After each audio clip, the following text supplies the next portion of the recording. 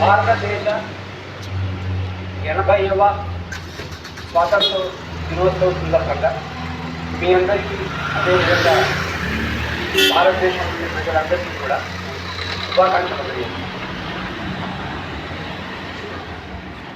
భారతదేశం 1947 ఆగస్టు 15వ తేదీ నాడు స్వతంత్రం సాధించుకుని ఇదే జెండాను ఎగరేసింది. ఆ స్వాతంత్ర సమర పోరాటంలో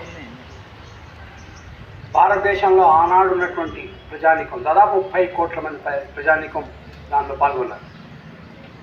ఎవరు అంటే మతం సమస్య కాదు, మతాన్ని దూరం పెట్టి, కులాన్ని దూరం పెట్టి, ప్రాంతాన్ని దూరం పెట్టి, భాషని దూరం పెట్టి భారతదేశంలో ఉన్న ప్రజానీకం అందరూ కలిసి సాధించుకున్నది భారతదేశ స్వతంత్రం.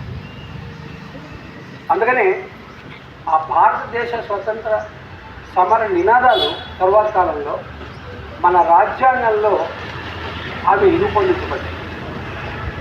ఉదాహరణకి మొట్టమొదటి వీటిగా అంటే మొదటి అక్షరాలు చదివితేనే మనం be the people of India అని ఉంటుంది. అంటే భారతదేశంలో ఉండే మేము ఈ రాజ్యాంగాన్ని రాసుకుంటున్నాము. ఎందుకు? భారతదేశంలో ఉండే మేము ఈ స్వాతంత్రాన్ని సంపాదించుకున్నాం కాబట్టి. అంటే ప్రజల గురించి పనిచేయాల్సినటువంటి ప్రభుత్వాలు ఈ రాజ్యాంగాన్ని అమలు చేయాలి. రెండవది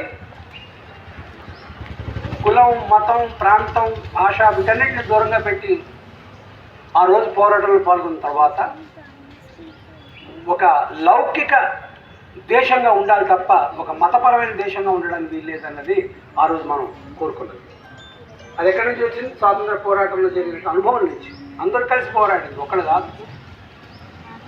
అట్లాగే ఆ రోజు స్వాతంత్రం దేని నుంచి, ఎవరి నుంచి తెచ్చుకున్నాం? బ్రిటిష్ వారి నుంచి. బ్రిటిష్ వారి నుంచి స్వాతంత్రం ఎందుకు తెచ్చుకున్నాం? ఆనాడు వారి పరిపాలనలో అనేకమైన సమస్యలు ఉన్నాయి. భారతదేశ ప్రజల మధ్య అంతరాలు పెరుగుతూనే ఉన్నాయి. అట్లాగే భారతదేశ ప్రజలకు అవసరమైన సౌకర్యాలు అందట్లేదు. ఇక్కడ దోపిడీ జరుగుతోంది. వీటన్నిటిని దూరం పెట్టాలి, వీటన్నిటిని అధిగమించాలని చెప్పి పోరాటం చేసి వారి నుంచి ముట్టుకోవాలి. అంటే అర్థమైంది, భారతదేశంలో ఉండే వారికి అవసరమైనటువంటి చదువు, అవసరమైనటువంటి ఉద్యోగం, వైద్యం, కనీసమైన సౌకర్యాలన్నీ ప్రభుత్వం చేస్తుంది, మా ప్రభుత్వం చేస్తుంది, మేము అని ప్రభుత్వం చేస్తుంది అన్నది ఆ రోజు రాజ్యాంగంలో అనుకున్నటువంటి అంశం. కానీ ఈరోజు ఆ రాజ్యాంగం ఏదైతే రాసుకున్నామో, భారతదేశ స్వాతంత్ర పోరాట నినాదాల కారణంగా వచ్చినటువంటి ఆ రాజ్యాంగం ఏదైతే ఉందో దానికి అనుగుణంగా ఈరోజు పని జరగట్లేదు అనేది మనకు తెలుసు. అనుగుణంగా జరగాలేని పోరాటాలు చేస్తున్నారు మన చుట్టుపక్కల ఉండేటువంటి ప్రజానికి, మనతో సహా. విద్య అందరికీ అందుబాటులో కావాలని కోరుకుంటున్నాం. విద్యార్థి సంఘాలు పోరాటం చేస్తున్నాం. వైద్యం అందరికీ అందుబాటులో కావాలని కోరుకుంటున్నాం. ఉద్యోగాలు అందరికీ రావాలని కోరుకుంటున్నాం. పోరాటాలు చేస్తున్నాం. కానీ అప్పుడప్పుడు వెనక్కి తిరిగి మనం పోరాటాలు చేస్తున్నాం, కానీ ఈ విద్య, వైద్యం, అలాగే ఉద్యోగం, ముఖ్యంగా నిరుద్యోగం పోవాలని, ఉద్యోగం కావాలని ఎవరి గురించి అయితే కోరుకుంటున్నామో వాళ్ళు అసలు రెస్పాండ్ అవుతున్నారా, వాళ్ళు రియాక్ట్ అవుతున్నారా అనేటువంటి ఒక భావన అప్పుడప్పుడు ఉండేది. కానీ మొన్న జరిగినటువంటి ఘటనలు చూసినట్లయితే మీరు ఒక విద్యార్థి సంఘం పిలుపని కాదు, ఒక యువజన సంఘం పిలుపని కాదు, ఆ యువతలో ఉండేటువంటి ఆక్రోశం అంతా కూడా ఒకసారి ఢిల్లీలో జరిగినటువంటి ఒక పెద్ద ఆందోళన రూపంలో బయటకు వచ్చిన తర్వాత ప్రజలు ఆ రోజు ఎస్ ఈ సమస్యలన్నీ ఉన్నాయి, వీటిని యువత కూడా గుర్తిస్తుందని సమస్యలు అనేటువంటి అభిప్రాయం వచ్చింది. ఇంకొకటి, రాజ్యాంగంలో మనకు ఒక ఆర్టికల్ ఉంది, మనం మాట్లాడే స్వేచ్ఛ ఉంటుంది. మాట్లాడే బూతులు తిట్టే స్వేచ్ఛ కాదు, కానీ మన యొక్క అభిప్రాయాన్ని చెప్పగలిగే స్వేచ్ఛ ఉంటుంది. కానీ స్వేచ్ఛగా అభిప్రాయం చెప్పడం అన్నది కూడా ఈ మధ్యకాలంలో గత 10 ఏళ్ళుగా చాలా పెద్ద సమస్యగా మాట్లాడింది. ఎవరైనా ఎదిరించినా, వేరే మాట్లాడినా, అనుభవం అభిప్రాయం వేరే చెప్పినా సరే అది ఒక పెద్ద సమస్య కింద, లేదా అది ఆ వ్యక్తిని కట్టడి చేసేటువంటి ప్రయత్నాలు అనేకం జరుగుతున్నాయి ప్రభుత్వం ద్వారా. రాజ్యాంగంలో ఉంది హక్కు, ఎందుకంటే ప్రజానీకం మొత్తం నినదించే. ఒకప్పుడు మనం ఒక మాట చెప్పాలన్నా భయపడేవాళ్ళం బ్రిటిష్ వారు కావాలి. విశాఖపట్నంలో ఒక మార్కెట్ ఉంది, కుల్పాం మార్కెట్ ఉంది. కుల్పాం రాజుగారు కట్టారు. ఆ కుల్పాం మార్కెట్ దగ్గర చిన్నప్పుడు చెప్పేవారు ఏమని అంటే, అక్కడ దొండకాయలు బెండకాయలు ఇప్పుడు లెక్క, ఇప్పుడైతే మనం కిలో లెక్క తిరుక్కుంటాం. ఆ రోజుల్లో 100 లెక్కన అమ్మేవారు. సో 100 మాత్రం అనాలంటే భయం కాబట్టి 100 ఏమాత్రం అని చెప్పి దాన్ని తొందరగా అనేటువంటి పరిస్థితి 10-15 మంది కలిసి అక్కడ గుడి అనేవారు. అంటే అది అనడానికి కూడా బాగా భయం. సో అందుకని వీటన్నిటిని అధిగమించడానికి ఆ రోజు మనం మాట్లాడే హక్కు ఉండాలని కూడా మన యొక్క రాజ్యాంగం రాస్తుంది. కానీ ఈరోజు మాట్లాడే హక్కు లేదని మొత్తం ప్రభుత్వం నిర్దయగా అనిచేస్తూ ఉంటే, మన జరిగిన ఉద్యమంలో మనకు అనిపించింది కానీ మేము మాట్లాడతాం, నువ్వు ఏం చేస్తే చేసుకోండి అంటే మనం ఆలోచించాల్సిన విషయం అది. ఈ విషయాల మీద మనలాంటి వాళ్ళందరం కూడా పోరాటాలు దిగాలనుకుంటాం, దిగుతున్నాం, ఎప్పుడో ఒకటి పార్టిసిపేట్ చేసి ఉంటాం. కానీ ఈ మధ్యకాలంలో ఈ పోరాటాలకి ఊపిచ్చేందుకు భారతదేశంలో ఉండేటువంటి యువత కూడా పెద్ద ఎత్తున ఆకర్షితమవుతున్న సమస్యల పట్ల రెస్పాండ్ అవుతున్నారు మనకు తెలుస్తుంది. అంచేత మనం ఇక మీద ఇచ్చే పిలుపులని వాటికి స్పందన కూడా ఎక్కువ అవుతుంది. వాటిలో మనం పార్టిసిపేట్ చేసేందుకు విషయాలు ఎక్కువ అవుతుంది అన్నది ఈ స్వాతంత్ర దినోత్సవ సందర్భంగా ఒక చిన్న ఆశ కిరణ్ ఒక అవకాశం వస్తుంది. అవకాశాన్ని అందిపుచ్చుకునేదే వామపక్షవాదులుగా మనం నార్మల్గా ఆలోచించాల్సిన అంశం. మనం రాసినా లేదా పని చేసినా ఏం చేసినా అవకాశాన్ని అందిపుచ్చుకోవడం కాదు, అవకాశం రాబోతుంది. అంచేత ఈరోజు ఒకటి రాబోయే కాలంలో ఈ విధమైన విధానాలు వాటిని అధిగమించి వాటిని పారద్రోలి ప్రజలకు అనుకూల విధానాలు తీసుకొచ్చేందుకు అవకాశాలు ఉన్నాయి. రెండవది, అవకాశం ఉన్నంత మాత్రాన ఆటోమేటిక్గా రాదు.